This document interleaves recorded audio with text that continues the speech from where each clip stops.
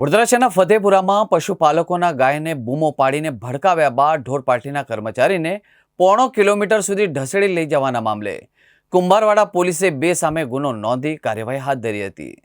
વડોદરા શહેરના ફતેપુરામાં પશુપાલકોના ગાયને બૂમો પાડીને ભડકાવ્યા બાદ ઢોર પાર્ટીના કર્મચારીઓને પોણો કિલોમીટર સુધી ઢસેડી લઈ જવાનો મામલો કુંભારવાડા પોલીસે બે સામે ગુનો નોંધીને કાર્યવાહી હાથ ધરી હતી। તરસાલી અયોધ્યા ટાઉનશીપમાં રહેતા વિજયકુમાર યાદવ વડોદરા મહાનગરપાલિકાની દબાણ અને સિક્યુરિટી હેઠળના ઢોર ડબ્બા શાખામાં સુપરવાઇઝર તરીકે નોકરી કરે છે। પાલિકાની ટીમ રખડતા ઢોર પકડવાની કામગીરી હતા।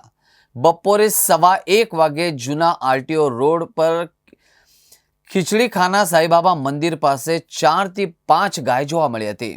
ત્રીજી ગાયને રસ્સો નાખીને પકડવા જતા શંકર પૂજા રબારી તથા જયમીન ગોપાલ રબારી આ બંને રહે કુંભારવાડા એ જોરથી બૂમો પાડીને ગાયને ભડકાવી હતી।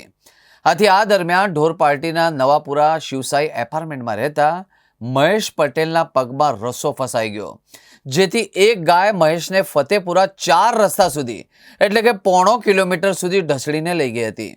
ઘટનામાં મહેશ ગંભીર રીતે ઇજાગ્રસ્ત થયા હતા। ઢોર પાર્ટીએ પકડેલી ગાયને છોડાવીને ભાગી ગયા હતા।